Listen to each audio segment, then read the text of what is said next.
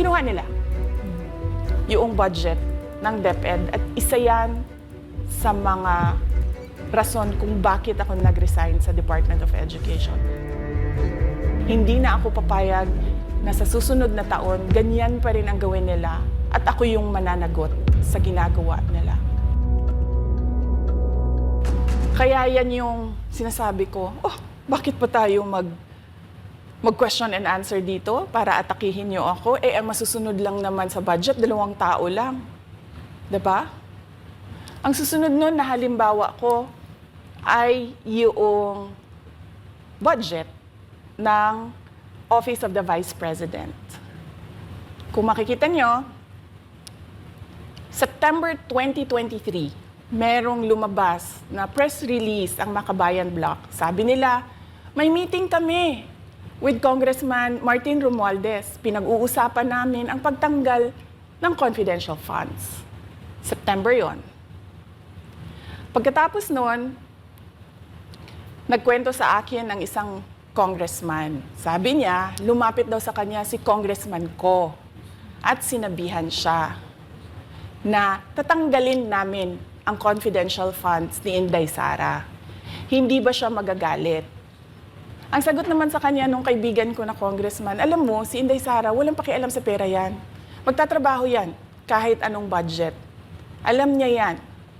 Dahil alam din niya, limitado ang pera ng gobyerno. Kaya magtatrabaho yan. Trabaho lang ang gusto niyan. Sinabihan siya. Inulit pa niya yung tanong. Tinanong niya yung congressman, sigurado ka ba na hindi magagalit si Inday Sara? Sabi niya, hindi. Kaya kung makita ninyo, doon sa budget hearing ng Office of the Vice President, ay dinefend namin ng maayos kung paano gagamitin ang confidential funds. Napapabilis ang trabaho, napapadali ang trabaho, dahil nakatarget yung mga proyekto. Pero pagkatapos nung plenary namin sa House, ay kaagad na lumabas, di ba? Walang 2 oras lumabas ang statement ni Congressman Zaldico. Ano sabi niya?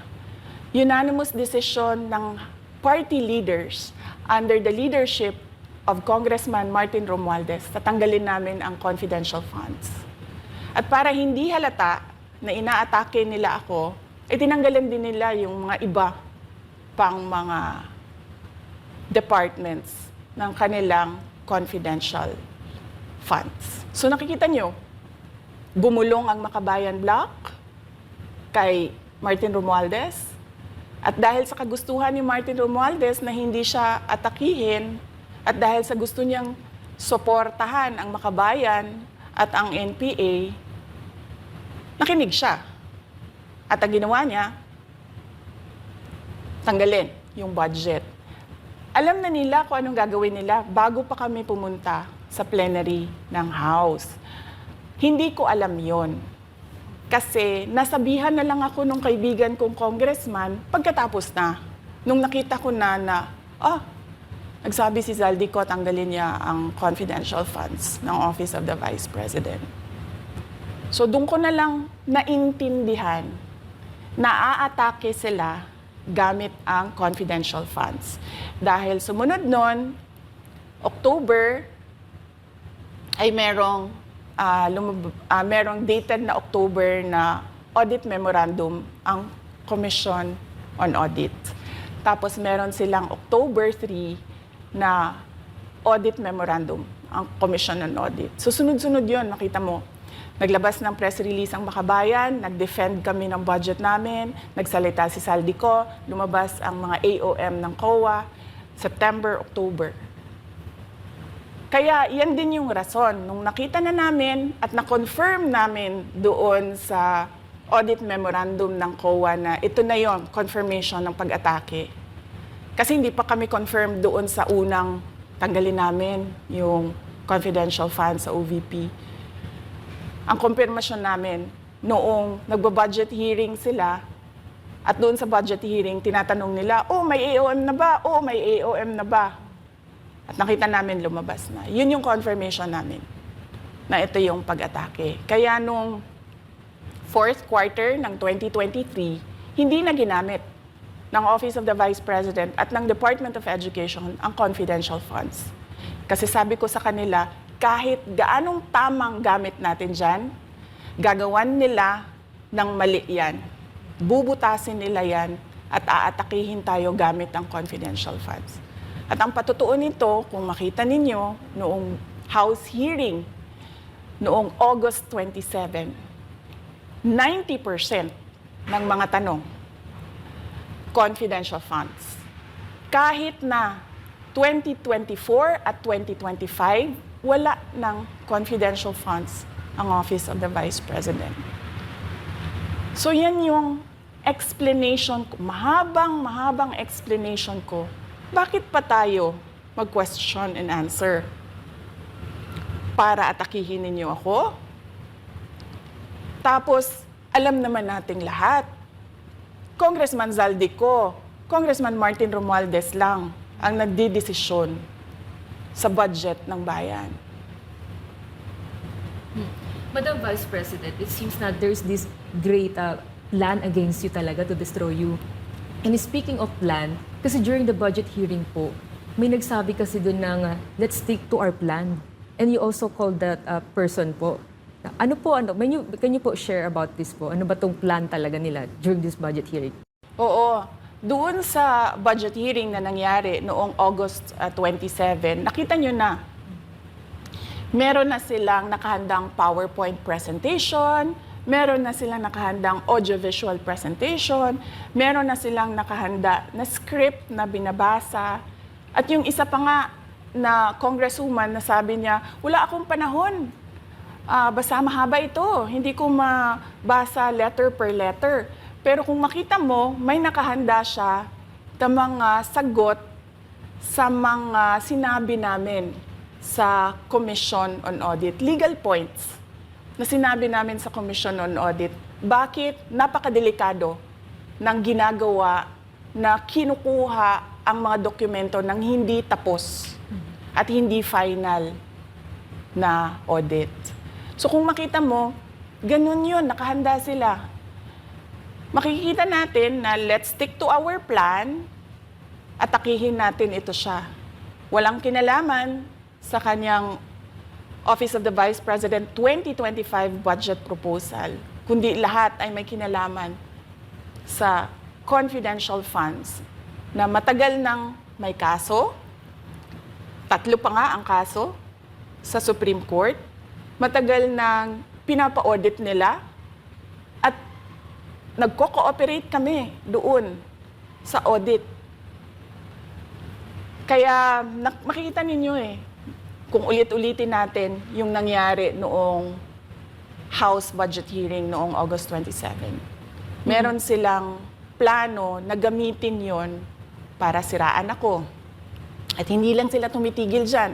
Kung makita ninyo, ngayon naman nasa DepEd budget sila ng pagsira ng pangalan ko. Kahit wala akong kinalaman doon sa mga observations ng Commission on Audit, sinasabi nila na kasalanan ni Inday Sara yan. At going back po dito sa budget hearing, Madam Vice President, kasi mukhang hindi talaga nagustuhan ng mga kongresista ang inyo pong naging sagot at naglabas nga po sila ng kanilang statement about pa din dito sa confidential fund. And itong si Franz Castro, nagsabi siya dito nga daw ay posibleng ito ay isang impeachable offense. Ano pang reaction niyo dito? Hindi na bago ang usapin ng pag-impeach sa akin. Kung babalik tayo nung nakaraang taon, ay nagsalita na si Franz Castro noong November 2023. Nagsabi na siya, ay pinag-uusapan namin ang impeachment ni Inday Sara. At nagbigay siya ng mga basehan doon sa ifa-file daw nila na impeachment. Kaya tuloy-tuloy lang yan na pinag-uusapan openly diyan sa House of Representatives ang impeachment. At lagi nandyan sa gitna si Franz Castro sa usaping impeachment sa akin. Unang-una, walang misuse ng confidential funds, walang misuse ng funds ng Department of Education. Kaya Ngayon, ay pinipilit nilang gawan ng basihan yung mga sinasabi nila na impeachment sa akin. Kaya hindi bago yan na pinag-uusapan ang impeachment. Kasama yan sa plano nila laban sa akin. Ma'am, regarding naman po dito, kasi isa sa plano daw po nila ay bigyan kayo ng 0 or 1 peso budget ang OVP po. Kung sakaling mangyari po ito, ano ang magiging hakbang po? Narinig din namin na merong defunding, i-defund daw ang Office of the Vice President budget. Narinig din namin na posibleng piso lang ang ibigay na budget sa Office of the Vice President. Handa ako sa Office of the Vice President na magtrabaho kahit walang budget. Maliit lang yung opisina namin, maliit lang yung operations namin, kaya kayang-kaya namin na magtrabaho kahit walang budget. Alam naman namin na kapartiyan ng pag-atake. Kaya kami, tutuloy-tuloy lang din kami sa kailangan namin gawin para sa bayan. Madam Vice President, panghuli na lang po, no? Sa kabila po ng nararanasan ninyo na pag-atake, kaliwat kanan, at ang kalagayan po ng ating bansa, ano po ang inyong mensahe sa ating mga kababayan? Unang-una mensahe ko sa ating mga kababayan, huwag silang magpadala sa ingay ng politika. Kung makikita natin sa kasaysayan, lagi talagang inaatake ang Vice President dahil siya yung tinitingnan ng mga tao na baka magiging sunod na presidente. So lahat ng mga gustong tumakbong presidente ay uunahin nila atakihin talaga ang Vice President. Kaya huwag sila magpadala sa ingay ng paninira at politika. Pangalawa, isa-isahin nila ang bawat papel sa budget ng 2023 at 2024 at 2025. At pangatlo, kailangan magkaisa tayo na tumulong sa mga nangangailangan. Dumadami ang naghihirap na mga pamilya. Dumadami ang nakakaranas ng gutom. Kaya kailangan tayo, kaya kami tutuloy din ang trabaho namin kahit walang budget. Dahil alam namin na yan yung pinaka-importante sa ngayon. Na matulungan yung mga kababayan natin na naghihirap at walang makain. Yan yung totoong problema ng bayan natin. Once again, ma'am, maraming salamat po sa pagkakataong pinagkaloob niyo po sa amin at nabigyang linaw po ang mga issue nga ngayon ay headlines po sa iba't ibang media. Maraming salamat po ni Madam Vice President. Thank you very much. Shukran.